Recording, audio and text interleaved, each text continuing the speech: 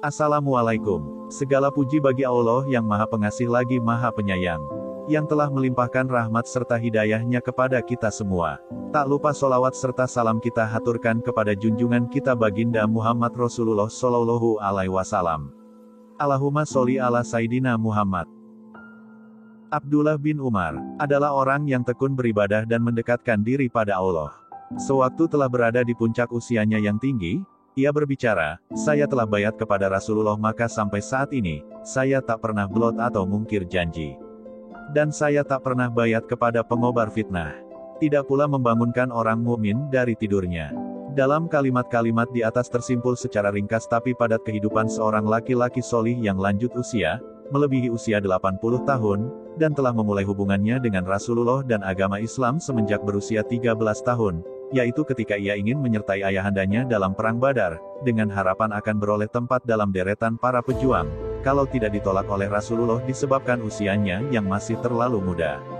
Semenjak saat itu bahkan sebelumnya lagi, yakni ketika ia menyertai ayahandanya dalam hijrahnya ke Madinah, hubungan anak yang cepat matang kepribadiannya itu dengan Rasulullah dan agama Islam, telah mulai terjalin. Dan semenjak hari itu, sampai saat ia menemui Allah, yakni setelah ia mencapai usia 85 tahun, akan kita dapati ia sebagaimana adanya, seorang yang tekun beribadat dan mendekatkan diri kepada Allah, dan tak hendak bergeser dari pendiriannya walau agak seujung rambut, serta tak hendak menyimpang dari baiat yang telah diikrarkannya atau melanggar janji yang telah diperbuatnya. Keistimewaan yang memikat perhatian kita terhadap Abdullah bin Umar ini tidak sedikit.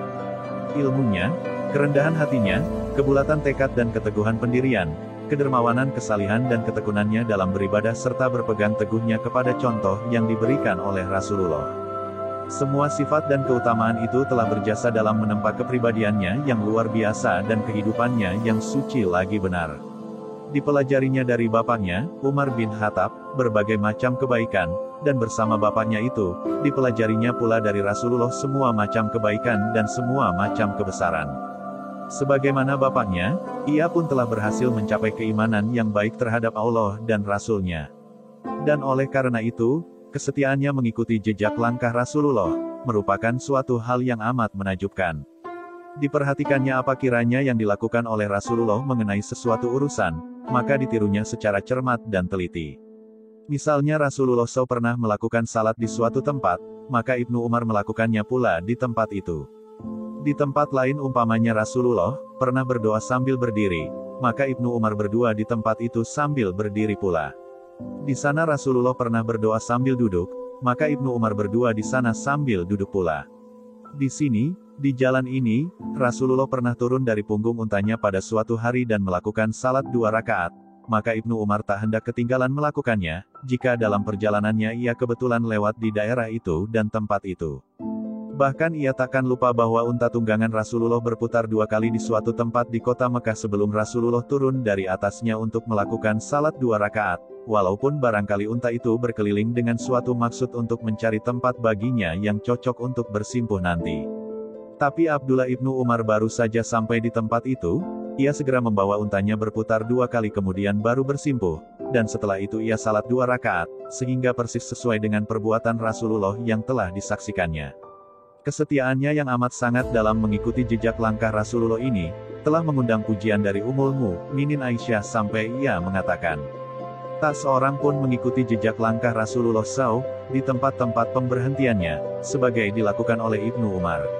Sungguh, usia lanjutnya yang dipenuhi barakah itu telah dijalaninya untuk membuktikan kecintaannya yang mendalam terhadap Rasulullah, hingga pernah terjadi suatu masa kaum muslimin yang salihnya berdua, 'Ya Allah, lanjutkanlah kiranya usia Ibnu Umar sebagai Allah melanjutkan usiaku, agar aku dapat mengikuti jejak langkahnya, karena aku tidak mengetahui seorang pun yang menghirup dari sumber pertama selain Abdullah bin Umar.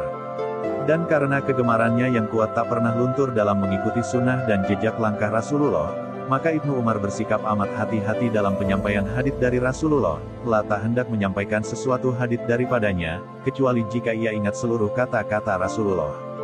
Orang-orang yang semasa dengannya mengatakan, tak seorang pun di antara sahabat-sahabat Rasulullah yang lebih berhati-hati agar tidak terselip atau terkurangi sehuruf pun dalam menyampaikan hadits Rasulullah sebagai halnya Ibnu Umar. Demikian pula dalam berfatwa, ia amat berhati-hati dan lebih suka menjaga diri. Pada suatu hari seorang penanya datang kepadanya untuk meminta fatwa. Dan setelah orang itu memajukan pertanyaan, Ibnu Umar menjawab, "Saya tak tahu tentang masalah yang Anda tanyakan itu."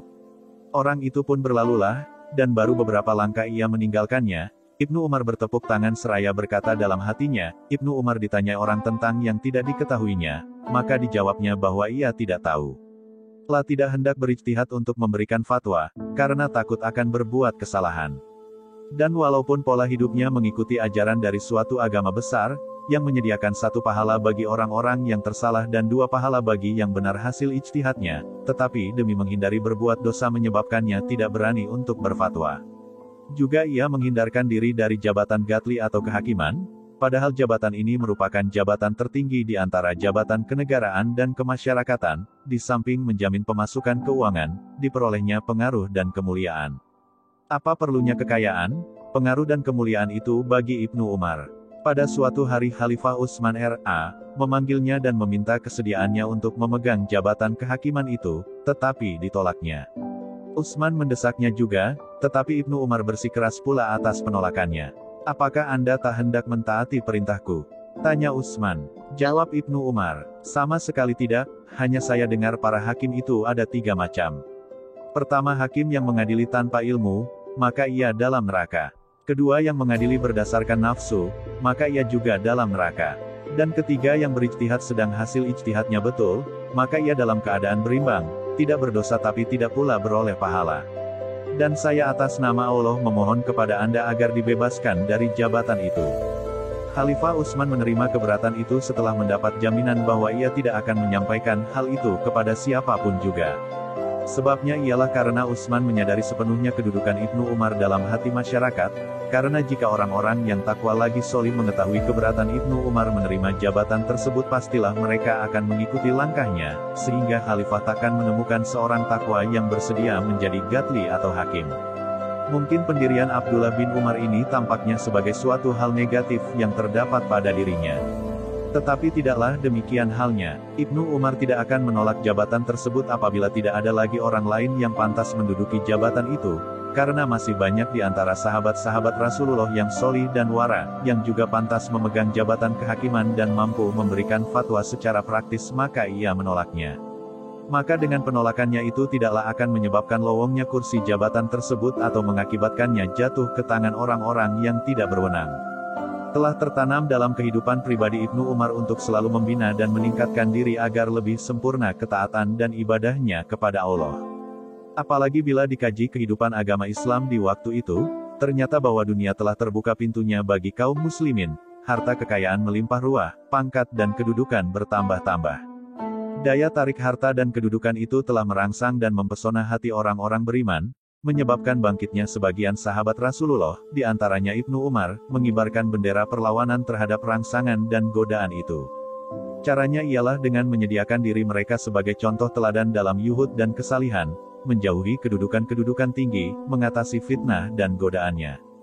Boleh dikata bahwa Ibnu Umar adalah penyerta malam, yang biasa diisinya dengan melakukan salat, atau kawan dini hari, yang dipakainya untuk menangis dan memohon diampuni.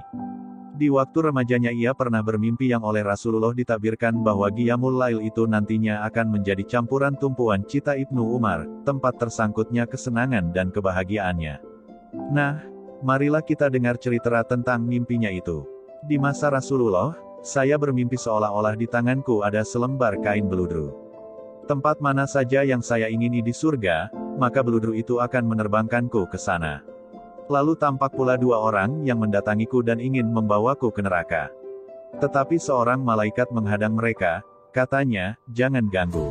Maka kedua orang itu pun meluangkan jalan bagiku.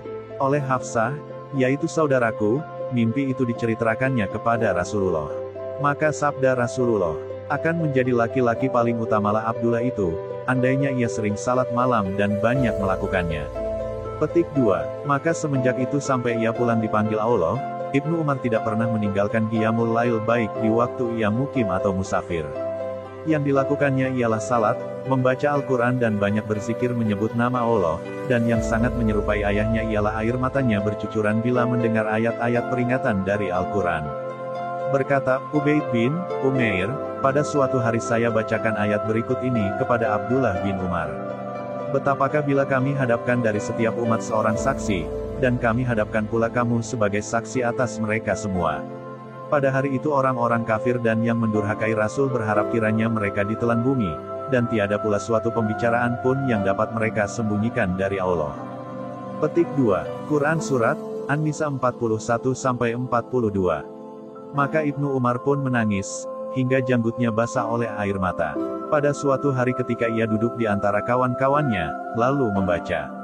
Maka celakalah orang-orang yang berlaku curang dalam takaran.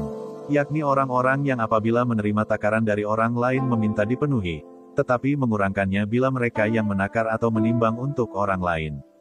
Maka mereka merasa bahwa mereka akan dibangkitkan nanti menghadapi suatu hari yang dahsyat, yaitu ketika manusia sama berdiri di hadapan Tuhan Rabbul Alamin. Quran Surat 83 ayat Tatfif 16. Terus saja ia mengulang-ulang ayat, ketika manusia sama berdiri di hadapan Rabbil Alamin. Sedang air matanya mengucur bagai hujan, hingga akhirnya ia jatuh disebabkan duka dan banyak menangis itu. Kemurahan, sifat zuhud dan wara, bekerja sama pada dirinya dalam suatu paduan seni yang agung membentuk corak kepribadian mengagumkan dari manusia besar ini. Ia banyak memberi karena ia seorang pemurah. Yang diberikannya ialah barang halal karena ia seorang yang wara, atau solih. Dan ia tidak peduli, apakah kemurahannya itu akan menyebabkannya miskin karena ia zahid, tidak ada minat terhadap dunia. Ibnu Umar termasuk orang yang hidup makmur dan berpenghasilan banyak. Ia adalah seorang saudagar yang jujur dan berhasil dalam sebagian benar dari kehidupannya. Di samping itu gajinya dari Baitul Mal tidak sedikit pula, tetapi tunjangan itu tidak sedikit pun disimpannya untuk dirinya pribadi, tetapi dibagi-bagikan sebanyak-banyaknya kepada orang-orang miskin, yang kemalangan dan peminta-minta. Ayub bin Wa'il Ar-Rasibi pernah menceritakan kepada kita salah satu contoh kedermawanannya. Pada suatu hari Ibnu Umar menerima uang sebanyak 4.000 dirham dan sehelai baju dingin. Pada hari berikutnya Ibnu Wa'il melihatnya di pasar sedang membeli makanan untuk hewan tunggangannya secara berutang. Maka pergilah Ibnu Wa'il mendapatkan keluarganya, tanyanya, bukankah kemarin Abu Abdurrahman, maksudnya Ibnu Umar, menerima kiriman 4.000 dirham dan sehelai baju dingin? Benar, ujar mereka. Kata Ibnu Wa'il, saya lihat ia tadi di pasar membeli makanan untuk hewan tunggangannya dan tidak punya uang untuk membayarnya. Ujar mereka, tidak sampai malam hari, uang itu telah habis dibagi-bagikannya. Mengenai baju dingin, mula-mula dipakainya, lalu ia pergi keluar. Tapi ketika kembali, baju itu tidak kelihatan lagi, dan ketika kami tanyakan, jawabnya bahwa baju itu telah diberikannya kepada seorang miskin. Petik 2. Maka Ibnu Wa'il pun pergilah sambil menghempas-hempaskan kedua belah telapak tangannya satu sarna lain, dan pergi menuju pasar. Di sana ia naik ke suatu tempat yang tinggi dan berseru kepada orang-orang pasar, katanya, hai kaum pedagang. Apa yang tuan-tuan lakukan terhadap dunia? Lihat Ibnu Umar, datang kiriman kepadanya sebanyak 4.000 dirham, lalu dibagi-bagikannya hingga esok pagi ia membelikan hewan tunggangannya makanan secara utang. Petik 2. Memang, seorang yang gurunya Muhammad, dan bapaknya Umar, adalah seorang yang luar biasa dan cocok untuk hal-hal istimewa. Sungguh, kedermawanan, sifat zuhud dan wara, ketika unsur ini membuktikan secara gamblang, bagaimana Abdullah bin Umar menjadi seorang pengikut terpercaya dan seorang putera teladan. Bagi orang yang ingin melihat kesetiaannya mengikuti jejak langkah Rasulullah, cukuplah bila diketahuinya bahwa Ibnu Umar akan berhenti dengan untanya di suatu tempat itu, karena pada suatu hari dilihatnya Rasulullah berhenti dengan untanya di tempat itu, seraya katanya, semoga setiap jejak akan menimpa di atas jejak sebelumnya. Begitu pula dalam baktinya kepada orang tua, penghormatan dan kekagumannya, Ibnu Umar mencapai suatu taraf yang mengharuskan agar kepribadian Umar itu diteladani oleh pihak musuh, apalagi oleh kaum kerabat, dan kononlah oleh putra-putra kandungnya sendiri. Terlintas pada kita, tiada masuk akal, orang yang mengaku sebagai pengikut Rasul ini dan penganut ayah yang terkenal Al-Faruq, akan menjadi budak atau hamba harta. Memang harta itu datang kepadanya secara berlimpah ruah, tetapi ia hanya sekedar lewat, atau mampir ke rumahnya sebentar saja. Dan kedermawanan ini, baginya bukanlah sebagai alat untuk mencari nama, atau agar dirinya menjadi buah bibir dan sebutan orang. Oleh sebab itu pemberiannya hanya ditujukannya kepada fakir miskin dan yang benar-benar membutuhkan. Jarang sekali makan seorang diri, karena pasti disertai oleh anak-anak yatim dan golongan melarat. Sebaliknya ia seringkali memarahi dan menyalahkan sebagian putra-putranya, ketika mereka menyediakan jamuan untuk orang-orang hartawan, dan tidak mengundang fakir miskin. Katanya, kalian mengundang orang-orang yang dalam kekenyangan, dan kalian biarkan orang-orang yang kelaparan. Dan fakir miskin itu kenal benar siapa Ibnu Umar, mengetahui sifat santunnya dan merasakan akibat kedermawanan dan budi baiknya. Sering mereka duduk di jalan yang akan dilaluinya pulang, dengan maksud semoga tampak olehnya hingga dibawanya ke rumahnya. Pendeknya mereka berkumpul sekelilingnya tak ubah bagai kawanan lebah yang berhimpun mengerumuni kembang demi untuk menghisap sari madunya. Bagi Ibnu Umar harta itu adalah sebagai pelayan, dan bukan sebagai tuan atau majikan. Harta hanyalah alat untuk mencukupi keperluan hidup dan bukan untuk bermewah-mewahan. Dan hartanya itu bukanlah miliknya semata, tapi padanya ada bagian tertentu hak fakir miskin, jadi merupakan hak yang serupa tak ada hak istimewa bagi dirinya. Kedermawanan yang tidak terbatas ini disokong oleh sifat zuhudnya. Ibnu Umar tak hendak membanting tulang dalam mencari dan mengusahakan dunia. Harapan dari dunia itu hanyalah hendak mendapatkan pakaian sekedar penutup tubuhnya dan makanan sekedar penunjang hidup. Salah seorang sahabatnya yang baru pulang dari Khurasan menghadiahkan sehelai baju halus yang indah kepadanya, serta katanya, "Saya bawa baju ini dari Khurasan untukmu. Dan alangkah senangnya hatiku melihat kamu menanggalkan pakaianmu yang kasar ini, lalu menggantinya dengan baju baru yang indah ini." "Coba lihat dulu," jawab Ibnu Umar. Lalu dirabanya baju itu dan tanyanya, "Apakah ini sutera?" "Bukan," ujar kawannya itu hanya katun. Ibnu Umar mengusap-usap baju itu sebentar, kemudian diserahkannya kembali. Katanya, "Tidak, saya khawatir terhadap diriku. Saya takut ia akan menjadikan diriku sombong dan megah, sedang Allah tidak menyukai orang-orang sombong dan bermegah diri." Petik 2. Pada suatu hari, seorang sahabat memberinya pula sebuah kotak yang berisi penuh. "Apa isinya ini?" tanya Ibnu Umar. Jawab sahabatnya, "Suatu obat istimewa, saya bawa untukmu dari Irak." "Obat untuk penyakit apa?" tanya Ibnu Umar pula. "Obat penghancur makanan untuk membantu pencernaan." Ibnu Umar tersenyum, katanya kepada sahabat itu, "Obat penghancur makanan. Selama 40 tahun ini saya tak pernah memakan sesuatu makanan sampai kenyang." Nah, seseorang yang tak pernah makan sampai kenyang selama 40 tahun bukanlah maksudnya hendak menjauhi kekenyangan itu semata, tetapi pastilah karena zuhud dan wara'nya, serta usahanya hendak mengikuti jejak langkah Rasulullah dan bapaknya. Ia cemas akan dihadapkan pada hari kiamat dengan pertanyaan sebagai berikut, "Telah kamu habiskan segala kenikmatan di waktu hidupmu di dunia, kamu bersenang-senang dengannya. Telah menyadari bahwa di dunia ini ia hanyalah tamu atau seorang musafir lalu." Dan pernah ia bercerita tentang dirinya, katanya, "Tak pernah saya membuat tembok dan tidak pula menanam sebatang kurma semenjak wafatnya Rasulullah SAW." Berkata Maimun bin Mahran, "Saya masuk ke rumah Ibnu Umar dan menaksir harga barang-barang yang terdapat di sana berupa ranjang, selimut, tikar, pendeknya apa juga yang terdapat di sana, maka saya dapati harganya tidak sampai 100 dirham. Dan demikian itu bukanlah karena kemiskinan, karena Ibnu Umar adalah seorang kaya. Bukan pula karena kebahilan, karena ia seorang pemurah dan dermawan. Sebabnya tidak lain hanyalah karena ia seorang zahid tidak terpikat oleh dunia, tidak suka hidup mewah dan tak senang menyimpang dari kebenaran dan kesalihan dalam menempuh hidup ini." Ibnu Umar dikaruniai umur panjang dan mengalami masa Bani Umayyah, di mana harta melimpah ruah, tanah tersebar luas dan kemewahan merajalela di kebanyakan rumah, bahkan katakanlah di mahligai-mahligai dan istana-istana. Tapi walau demikian, namun gunung yang mulia ini tetap tegak dan tak tergoyahkan, tak hendak beranjak dari tempatnya dan tak hendak bergeser dari sifat wara dan zuhudnya. Dan bila disebut orang kebahagiaan dunia dan kesenangannya yang dihindarinya itu, ia berkata, "Saya bersama sahabat-sahabatku telah sama sepakat atas suatu perkara, dan saya khawatir jika menyalahi mereka, takkan bertemu lagi dengan mereka untuk selama-lamanya." Dan kepada yang lain diberitahukannya bahwa ia meninggalkan dunia itu bukanlah disebabkan ketidakmampuan. Ditadahkannya kedua tangannya ke langit, katanya, "Ya Allah, Engkau mengetahui bahwa kalau tidaklah karena takut kepadamu, tentulah kami akan ikut berdesakan dengan bangsa kami Quraisy memperebutkan dunia ini." Benar, seandainya ia tidak takut kepada Allah, tentulah ia akan ikut merebut dunia dan tentulah ia akan berhasil. Tetapi ia tidak perlu berebutan, karena dunia datang sendiri kepadanya, merayunya dengan berbagai kesenangan dan daya perangsangnya. Adakah lagi yang lebih menarik dari jabatan khalifah? Berkali-kali jabatan itu ditawarkan kepada Ibnu Umar, tetapi ia tetap menolak. Bahkan ia pernah diancam jika tak mau menerimanya, tetapi pendiriannya semakin teguh dan penolakannya semakin keras lagi.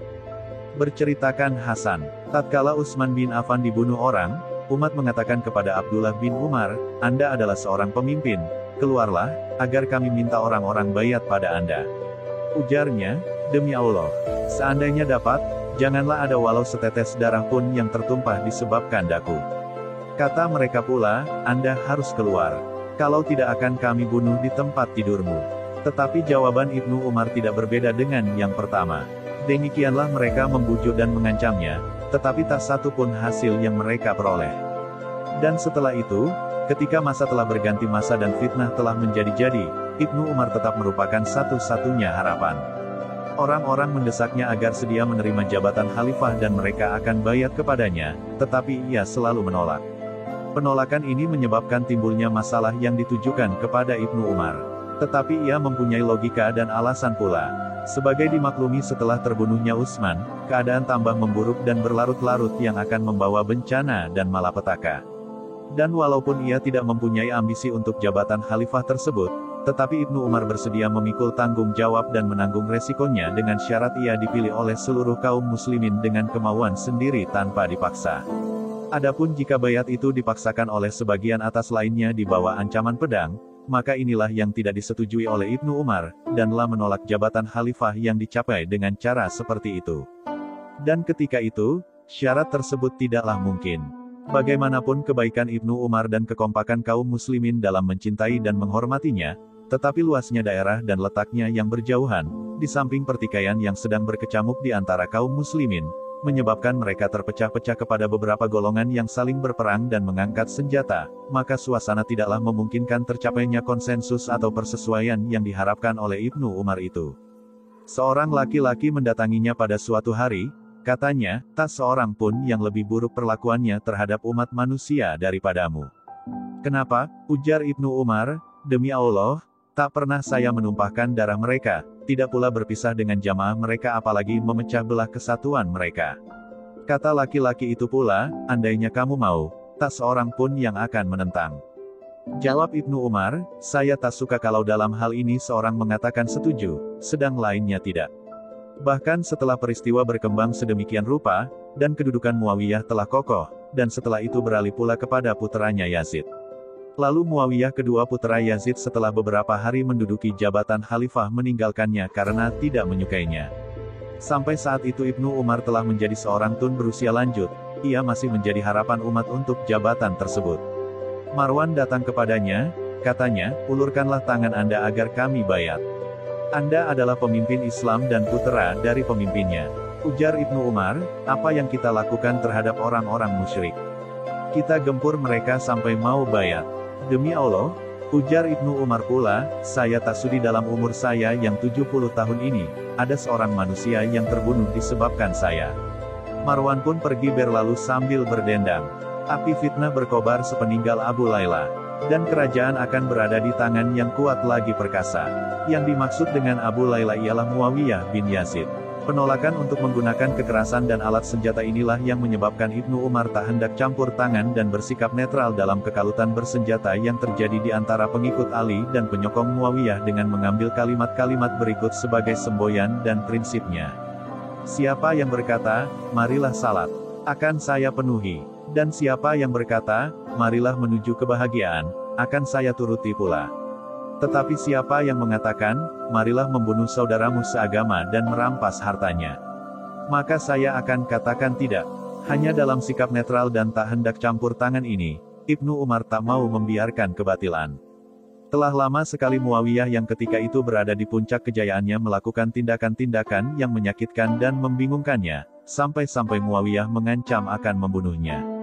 Padahal dia selalu bersemboyan, "Seandainya di antaraku dengan seseorang ada hubungan walau agak sebesar rambut, tidaklah ia akan putus." Dan pada suatu hari Hajjaj, tampil berpidato, katanya, "Ibnu Zubair telah merubah kitabullah." Maka berserulah Ibnu Umar menentangnya, "Bohong-bohong, kamu bohong. Hajjaj yang selama ini ditakuti oleh siapapun juga, merasa terpukul mendapat serangan tiba-tiba. Tetapi kemudian dia melanjutkan pembicaraan dengan mengancamnya akan memberi balasan yang seburuk-buruknya. Ibnu Umar mengacungkan tangannya ke muka Hajjaj, dan di hadapan orang-orang yang sama terpesona dijawabnya, "Jika ancamanmu itu kamu laksanakan, maka sungguh tak usah heran, kamu adalah seorang diktator yang biadab." Tetapi bagaimana juga keras dan beraninya, sampai akhir hayatnya Ibnu Umar selalu ingin agar tidak terlibat dalam fitnah bersenjata itu dan menolak untuk berpihak kepada salah satu golongan. Berkatalah Abul Aliyah Al-Bara, "Pada suatu hari saya berjalan di belakang Ibnu Umar tanpa diketahuinya. Maka saya dengar ia berbicara kepada dirinya, mereka letakkan pedang-pedang mereka di atas pundak-pundak lainnya. Mereka berbunuhan lalu berkata, 'Hai Abdullah bin Umar, ikutlah dan berikan bantuan.' Sungguh sangat menyedihkan. Lah amat menyesal dan duka melihat darah kaum muslimin tertumpah oleh sesamanya." Dan sebagai kita baca dalam kata pengantar mengenai riwayatnya, ini, tiadalah ia hendak membangunkan orang muslimin yang sedang tertidur. Dan sekiranya ia mampu menghentikan peperangan dan menjaga darah tertumpah pastilah akan dilakukannya, tetapi suasana ternyata tidak mengizinkan, oleh sebab itu dijauhinya. Sebetulnya hati kecilnya berpihak kepada Ali, bahkan pada lahirnya Ibnu Umar yakin bahwa Ali, di pihak yang benar, hingga diriwayatkan bahwa setelah ia menganalisa semua peristiwa dan situasi pada akhir hidupnya itu ia berkata, "Tiada sesuatu pun yang saya sesalkan karena tidak kuperoleh, kecuali suatu hal, aku sangat menyesal tidak mendampingi Ali dalam memerangi golongan pendurhaka." Penolakannya berperang di pihak Ali yang sebenarnya mempertahankan hak dan berada di pihak yang benar, dilakukannya bukan dengan maksud hendak lari atau menyelamatkan diri. Tetapi adalah karena tidak setuju dengan semua perselisihan dan fitnah itu, serta menghindari peperangan yang terjadi bukan di antara muslim dengan musyrik, tetapi antara sesama muslimin yang saling menerkam saudaranya. Hal itu dijelaskannya dengan gamblang ketika ia ditanyai oleh Nafi, "Hai Abu Abdurrahman, Anda adalah putra Umar dan sahabat Rasulullah, dan Anda adalah serta Anda. Tetapi apa yang menghalangi Anda bertindak?" Maksudnya membela Ali. Maka ujarnya, "Sebabnya ialah karena Allah Ta'ala telah mengharamkan atasku menumpahkan darah muslim." Firman-Nya, Azza wa Jalla, "Perangilah mereka itu hingga tak ada lagi fitnah dan hingga orang-orang beragama itu semata ikhlas karena Allah." Quran Surat Al-Baqarah, 193. Nah, kita telah melakukan itu dan memerangi orang-orang musyrik, hingga agama itu semata bagi Allah. Tetapi sekarang apa tujuan kita berperang? Saya telah mulai berperang semenjak berhala-berhala masih memenuhi Masjidil Haram dari pintu sampai ke sudut-sudutnya, hingga akhirnya semua itu dibasmi Allah dari bumi Arab. Sekarang, apakah saya akan memerangi orang yang mengucapkan, La ilaha illallah, tiada Tuhan yang hak diibadahi melainkan Allah? Demikianlah logika dan alasan dari Ibnu Umar, dan demikianlah pula keyakinan dan pendiriannya. Jadi ia menghindari peperangan dan tak hendak turut mengambil bahagian padanya, bukanlah karena takut atau hal-hal negatif lainnya, tetapi adalah karena tak menyetujui perang saudara antara sesama umat beriman, dan menentang tindakan seorang muslim yang menghunus pedang terhadap muslim lainnya. Ibnu Umar menjalani usia lanjut dan mengalami saat-saat dibukakannya pintu keduniaan bagi kaum muslimin. Harta melimpah ruah, jabatan beraneka ragam dan kehendak serta keinginan berkobar-kobar. Tetapi kemampuan mentalnya yang luar biasa, telah merubah khasiat zamannya. Masa yang penuh dengan segala macam keinginan, dengan fitnah dan harta benda itu, dirubahnya bagi dirinya menjadi suatu masa yang diliputi oleh zuhud dan kesalihan, kedamaian dan kesejahteraan yang dijalani oleh pribadi, tekun dan melindungkan diri ini dengan segala keyakinan, telah dibentuk dan ditempa oleh agama Islam di masa pertamanya yang gemilang dan tinggi menjulang itu, tidak tergoyahkan sedikit pun juga.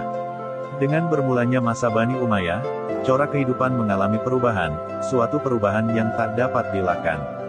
Masa itu boleh disebut sebagai masa kelonggaran dalam segala hal, kelonggaran yang tidak sesuai dengan keinginan-keinginan pemerintah, tetapi juga dengan keinginan-keinginan pribadi dan golongan. Dan di tengah badai rangsangan masa yang terpukau oleh kelonggaran-kelonggaran itu, oleh hasil perolehan dan kemegahannya, Ibnu Umar tetap bertahan dengan segala keutamaannya, tidak menghiraukan semuanya itu, dengan melanjutkan pengembangan jiwanya yang besar. Sungguh, ia telah berhasil menjaga tujuan mulia dari kehidupannya sebagai diharapkannya, hingga orang-orang yang semata dengannya melukiskannya sebagai berikut, Ibnu Umar telah meninggal dunia, dan dalam keutamaan tak ubahnya ia dengan Umar. Bahkan ketika menyaksikan sifat dan akhlaknya yang mengagumkan itu, Mereka membandingkannya dengan Umar, yaitu bapaknya yang berpribadi besar, kata mereka. Umar hidup di suatu masa di mana banyak tokoh-tokoh yang menjadi saingannya, tetapi Ibnu Umar hidup di suatu zaman, di mana tidak ditemui yang menjadi tolak bandingannya. Perbandingan itu terlalu berlebihan, tetapi dapat dimaafkan terhadap orang seperti Ibnu Umar.